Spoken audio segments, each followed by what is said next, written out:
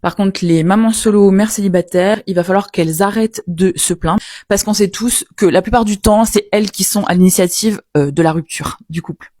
Ça, c'est le genre de commentaire que j'ai vu sous le post d'une nana sur TikTok qui parlait de fait d'arrêter d'idéaliser en fait la vie de maman solo. Et c'est le genre de commentaire qu'elle a reçu face à cette vidéo où elle voulait juste dire en fait que c'était difficile. Mais pardon, la réaction des gens, sérieux? Déjà en tant que maman, en temps normal, quand on est un adulte normalement constitué, le bien-être de nos enfants, c'est vraiment quelque chose qui nous est primordial, qui est super important pour nous. Et dans la plupart des cas, pour les parents qui sont en couple, c'est de toute façon la maman qui porte principalement tout ce qui a trait aux enfants, à savoir les rendez-vous médicaux, l'école, les vêtements, l'hygiène, et j'en passe. Donc autant vous dire qu'une maman, elle sait pertinemment ce que c'est de s'occuper de ses enfants et de s'occuper de toute la charge mentale. Oui, je sais, il y en a qui aiment pas trop ce mot-là, pourtant c'est une vérité. Donc on a conscience de ce que ça représente de s'occuper de nos enfants si on devait le faire seul. Et toi, tu crois vraiment qu'en sachant tout ça, on va sacrifier notre couple, on va se séparer du père de nos enfants pour cette pseudo-liberté? Parce que on a une soudaine envie de refaire nos vies, d'aller draguer ou que sais-je. Mais quand? Mais quand, en fait?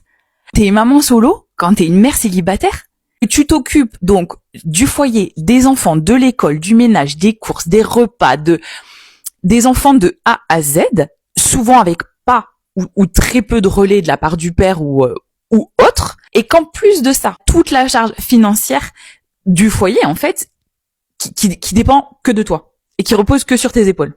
Pardon, j'en perds mon téléphone tellement ça m'énerve. Et toi, tu penses qu'on a pris cette décision sur un coup de tête? Tu penses qu'une femme censée prendrait cette décision sur un coup de tête juste parce qu'elle a envie d'aller voir ailleurs ou juste parce que elle a envie de liberté ou que sais-je? Je vais te dire une petite chose. Dis-toi bien que si une femme prend la décision de se séparer du père de ses enfants, c'est qu'elle l'a bien réfléchi, c'est qu'elle a mûrement médité la chose, et que si elle décide que d'être maman solo, avec tout ce que ça implique, c'est moins pire que d'être en couple avec toi, pose-toi les bonnes questions. Journal de bord d'une maman solo. Alors c'est marrant parce qu'avant on me disait non mais t'inquiète, tes enfants ils vont grandir, ce sera plus simple. Mais c'est archi faux. C'est archi faux. Pour vous dire la vérité, même la réalité qu'il est là tout de suite, genre je viens d'envoyer un message à leur père pour leur dire que je peux plus. Pas que je n'aime plus mes enfants ou quoi que ce soit, non. Mais je peux plus avoir cette charge mentale. C'est même pas une charge mentale en soi. C'est une surcharge mentale. Alors je sais pas. Je sais pas si c'est le fait d'avoir un travail à temps complet, si c'est le fait d'avoir un travail qui est relativement pénible, qui fait que ça amplifie la charge. Mais bon, je pense que ça y joue beaucoup. Le truc, c'est que on est un peu dans un cercle, dans un engrenage, un cercle vicieux. C'est le serpent qui se mord la queue. C'est-à-dire que on peut pas arrêter de travailler parce qu'il y a des factures à payer. Et on peut pas continuer d'exercer, enfin on a du mal à continuer d'exercer une activité professionnelle parce que ça met en péril notre santé mentale et donc forcément l'éducation et la bonne entente de vos enfants. C'est pour ça que c'est le serpent qui se mord la queue.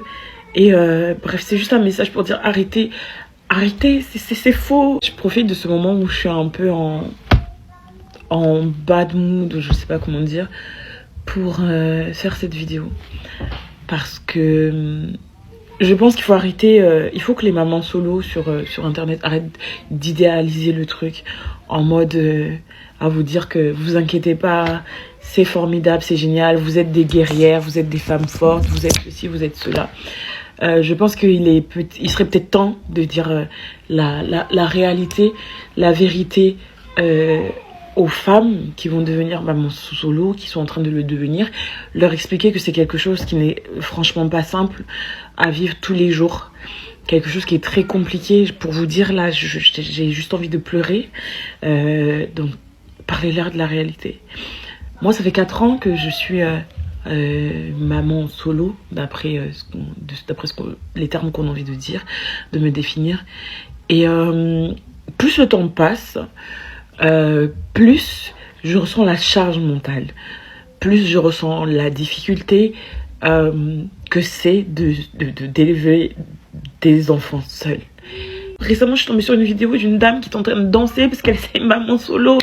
Mais ma chérie, peut-être c'est sur le moment, c'est un petit moment d'euphorie où peut-être tu te sens bien parce que tu t'es libérée d'un poids qui est le papa, qui était peut-être une charge pour toi, mais tu ne sais pas la charge qui t'attend plus tard si. Je dis bien si tu n'as pas ta famille à côté, si tu n'as pas quelqu'un sur qui compter, et si tu es obligé de travailler pour subvenir à vos besoins, et que du coup t'es toujours seul, quoi.